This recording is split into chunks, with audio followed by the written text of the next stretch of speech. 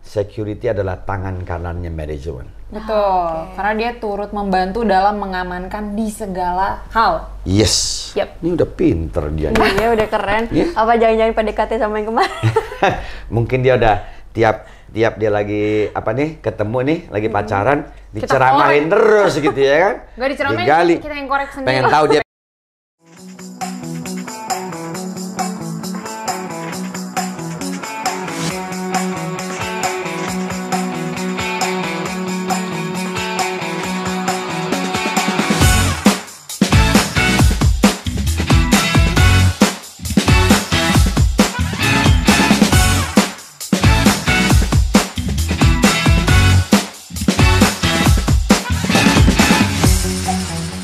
Bapak ngebahas dari manajemen komitmen tuh, itu ada kaitannya nggak sama manajemen resiko? Nah, kalau bicara loss prevention dengan manajemen komitmen, maka gambaran global besarnya tetap kita bicara manajemen resiko. Bahwa di dalam manajemen resiko itu ada the authority of security, ada loss prevention, ada PNP, SOP, semua dibangun dari situ. Maka bagian mendasar dari semua untuk melakukan itu, maka kita harus menyiapkan yang namanya effective risk management. Kita membangun manajemen risiko yang efektif. Nah, membangun manajemen risiko yang efektif itu ada 3 unsur penting yang harus terlibat. Adanya infrastruktur. Nah, kaitannya infrastruktur ini dengan CPTD, Crime Prevention Through Environmental Design. Oke. Lalu ada people, orang-orangnya, oke. Lalu ada apa lagi? Frameworknya, kerangka kerjanya seperti apa? Kerangka kerja inilah yang akan menjadi sebuah bisnis proses. Oke. Nah, waktu kita bicara infrastruktur, makanya kita harus sesuai kondisi tempat kita bekerja dengan kebutuhan pelaksanaan pekerjaannya. Sehingga kalimatnya adalah having the right system and process untuk memastikan secara efektif dan efisien risk management yang terbangun. Apa aja yang perlu disiapkan di situ? Ada 2 hal besar. Apa tuh? Pertama, sistemnya dibangun dan proses itu sendiri. Oke. Itu bicara infrastructure. Lalu kita bicara people. Kalau kita bicara people adalah having the right people to execute, untuk mengeksekut pekerjaannya mereka secara efektif. Ini by people berarti By people, meaningnya orang yang kerja Yes. atau Employee. lingkungan sekitar. Orang yang kerja. Employee dong. Oke. Kalau orang lingkungan sekitar itu masuknya di infrastruktur karena ada kaitan dengan CPTD. Tuh. Oke, ada di sana. Kalau kita bicara people, ada 2 hal penting di rekrutmennya, proses rekrutmen dan proses training. Ya, dimana kalau misalkan mau membangun satu manajemen risiko yang bagus itu, mereka itu memaksimalkan karyawannya untuk training. Efektif. Ya, jadi mereka tuh tahu apa job desk mereka sendiri, terus tahu nih si perusahaannya tuh company profilnya tuh kayak gimana gitu. Betul. Lalu selanjutnya setelah infrastructure people, kita bicara tentang framework. Kita bicara tentang kerangka kerja. Maka kalau kita bicara framework, maka kita harus setting dulu rules-nya, aturan mainnya secara clear di awal. Oke?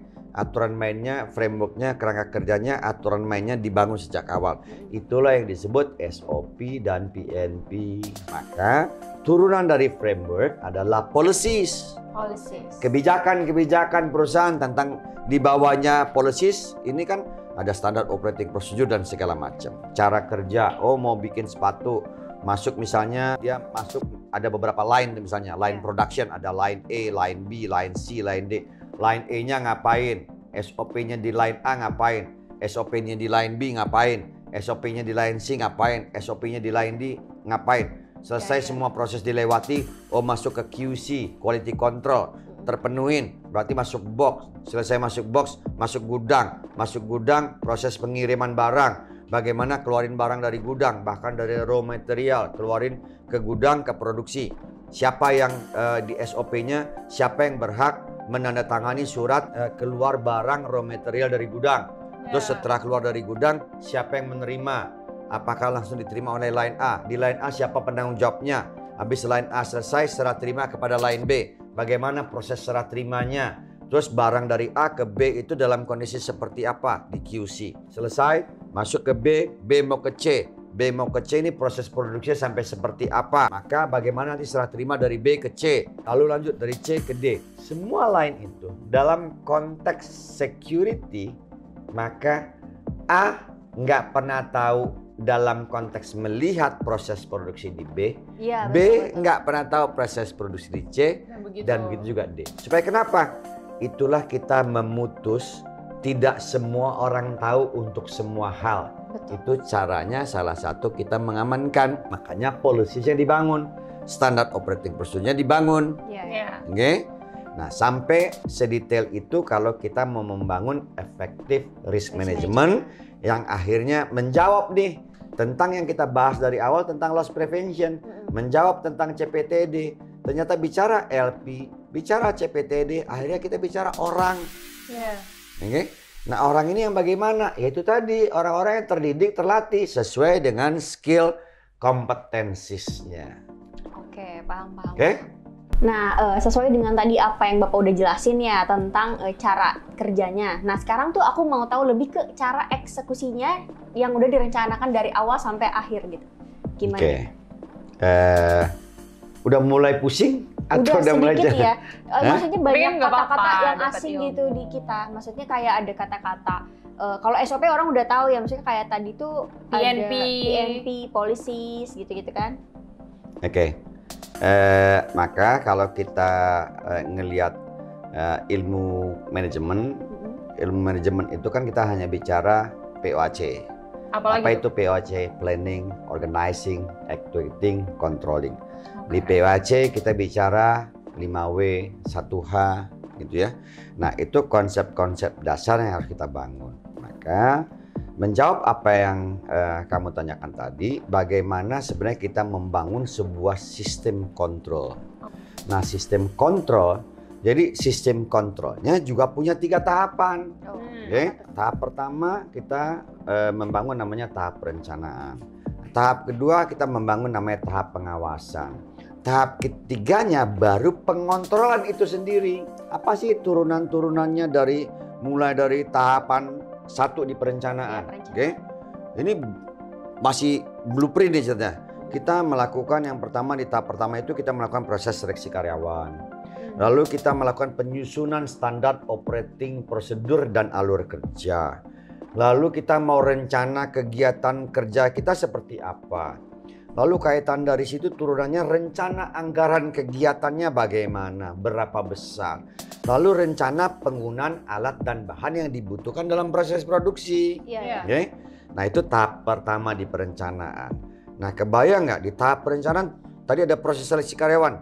Ini detail lagi di pertanyaannya. Makanya tadi ada 5W 1H tadi. Iya. Oke? Nah, ya detail lah. Iya, What, iya. where, when, why, who, how gitu ya. Itu harus terjawab semua. Lalu di tahap kedua pengawasan adalah uraian kerja dan tugas setiap bidang. Oke. Oke?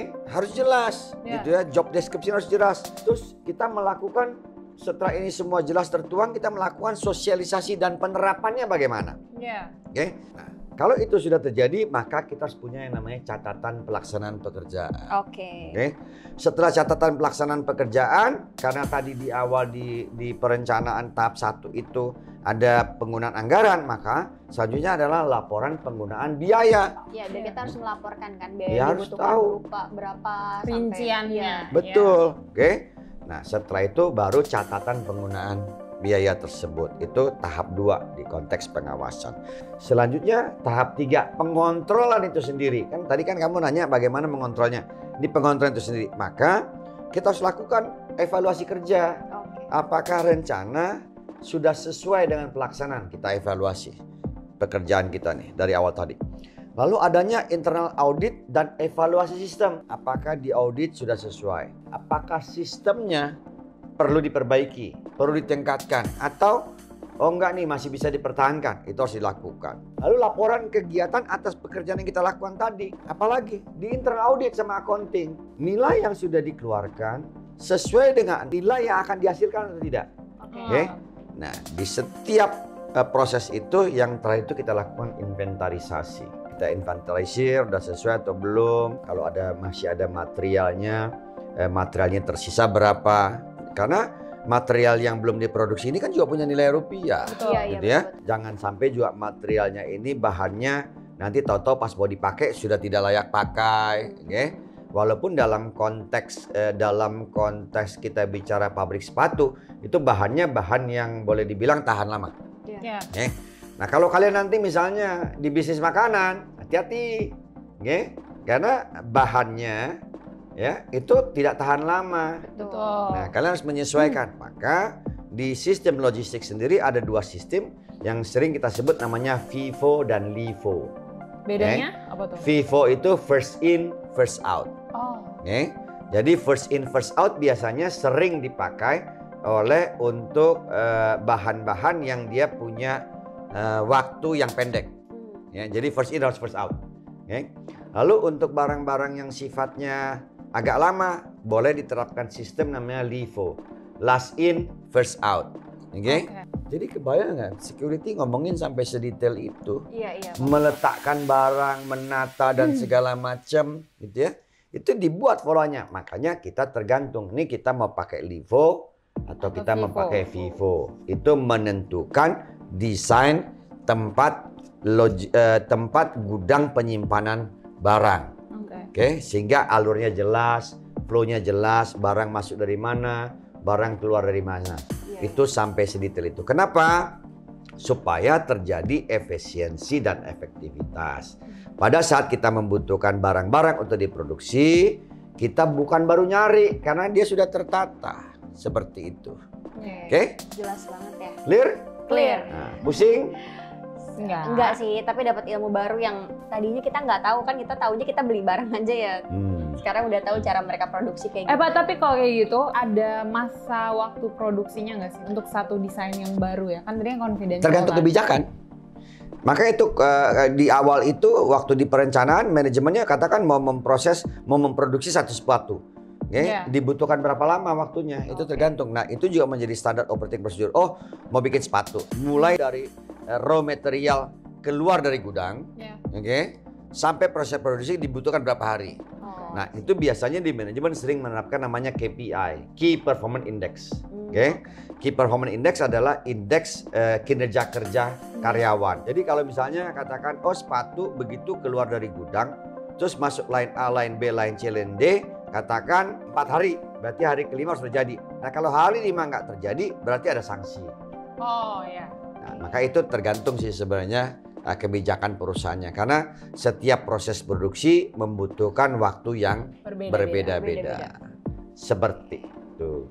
Tadi kan Bapak ada ngebahas soal yang orang finance cuman menilai kerugian materi produksi itu. Sedangkan Bapak tadi bilang ada kerugian value yang bisa jauh lebih besar. Nah, itu gimana? Kerugiannya tuh jadi lebih mahal dan jauh lebih besar dari kerugian. Saya senang banget nih dengan pertanyaan kalian. Ternyata kalian jeli gitu ya. Ada hal yang memang belum saya singgung di situ. Bahwa nggak ada yang salah dengan finance. Finance selalu mencatat, membukukan berdasarkan kenyataan. Betul. Tapi ada nilai-nilai yang tidak dapat dibukukan di pembukuan sebagai sebuah nilai tambah. Itulah value. Maka kerugian atas nilai produksi dengan value itu jauh lebih besar. Contoh, kalau kita bicara, kita kan dari tadi kasih contoh pabrik sepatu gitu ya. Maka kita punya flowchart. Flowchart.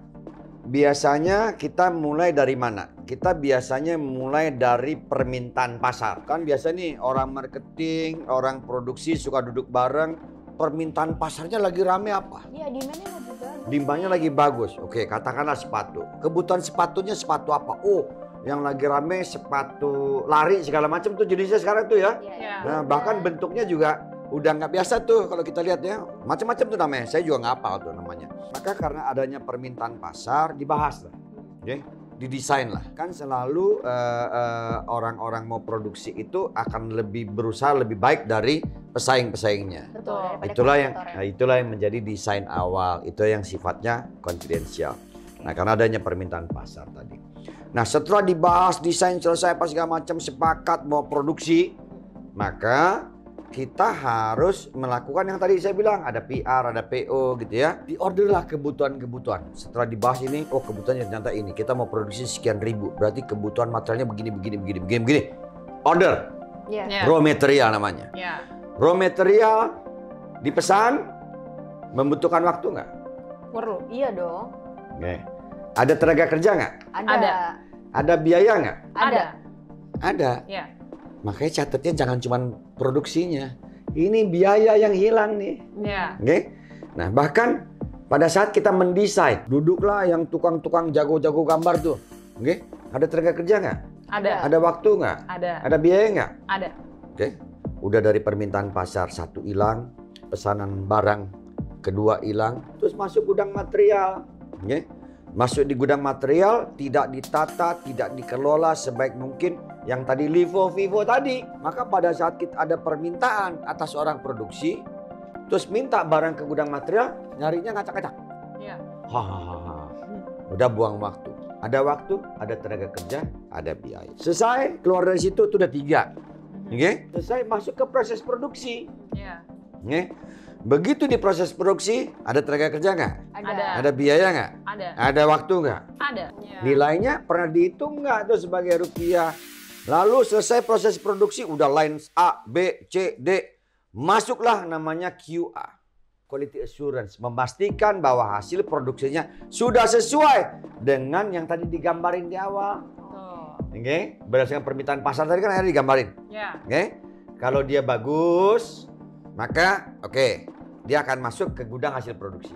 Kalau dia nggak bagus, jadi barang reject. Ya. Oke? Nah, konyolnya kalian kan pernah nih Yang reject itu masih dimanfaatkan. beli barang-barang reject. Sebenarnya kalau bicara security, barang reject nggak boleh jual. Original tapi reject. Yes. Ya kan cuman rusak sedikit. Barang reject nggak boleh jual. Seharusnya menurut pandangan saya. Jadi Kenapa? diapain? Karena orang akhirnya ya cuman sedikit sobek, orang akan cari barang reject. Terus quantity atas yang kita jual barang yang tidak reject itu akan turun. Iya, demand-nya bakalan berkurang juga ya. Karena kan ada pesaing yang lebih murah sih dari harganya. Dengan brandnya sama loh, original loh. Oke? Hanya reject sedikit ya. Tuh, nah, makanya seharusnya itu ada tenaga kerja, biaya, waktu juga. 5 tuh. Oke? Jadi bicara CPTED, bicara loss prevention, bicara dari awal. Jadi kalau akhirnya saya mau menjawab nih, authority yang tadi, maka kalau authority harusnya nggak usah ditanya-tanya lagi. Manajemen komitmennya harus high komitmen untuk membangun ini sehingga kita tidak mengalami kerugian di bisnis proses kita. Jadi authority-nya harus diberikan, Ya. di empower gitu ya. Jangan cuman konteksnya hanya turjawali. Turjawali adalah basic needs tenaga keamanan. Namun tenaga keamanan sebenarnya memiliki keilmuan yang jauh lebih dibanding itu.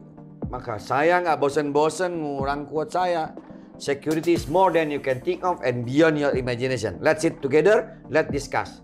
Itulah yang namanya business process loss prevention CPTED yang akan melakukan sirkulasi dalam bisnis yang berjalan terus-menerus dan berkelanjutan.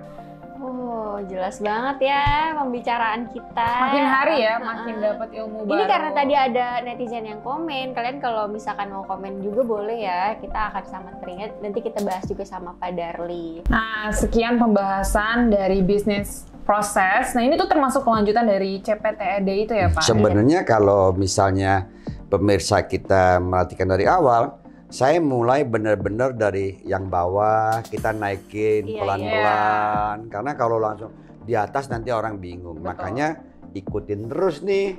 Iya, Oke? ikutin terus di YouTube video-video channelnya kita. kalian nih. Soalnya benar-benar bermanfaat dan kalian bakal punya knowledge yang lebih luas lagi. Karena apalagi buat yang berprofesi sebagai security ini tuh nilai tambah banget ya. Jangankan security yang manajemen aja tuh, anak-anak manajemen kalian kalau dengerin itu pasti nyampe ke otak gitu sih. Aku juga nambah pelajaran baru. Oke. Lagi-lagi kita harus mengucapkan terima kasih Sama banyak Bapak untuk kita. Pak Darli karena udah menjelaskan sedetail mungkin. Jadi kita udah ikut matkul berapa kelas nih? Panjang. Ini kayak kita lagi kuliah ya. Iya, memang ini kuliah. Kalian udah semester berapa nih sekarang nih? Oke, nanti kita bahas lagi pelan-pelan ya. Kita harus naikkan gitu ya. Sehingga saya berharap goalnya saya adalah bagaimana profesi satuan pengamanan ini menjadi profesional, gitu ya. Kita harus mulai naikkan dan sebenarnya secara nggak langsung kamu nih jadi host. Kalian nih lebih banyak tahu nih jadinya nih, karena kalian gali terus gitu ya. Betul. Ya mudah-mudahan juga pemirsa di rumah, para junior-junior saya, para praktisi keamanan mau terus juga menggali sehingga kita mampu menunjukkan kepada masyarakat umum arti pentingnya keamanan bagi sebuah kegiatan usaha. Oke. Jelas banget pembicaraan kita hari ini. Terima kasih buat teman-teman yang udah nonton. Jangan lupa selalu di like, Comment, juga subscribe YouTube channel. hanya di Security First #1. Terima kasih. Bye.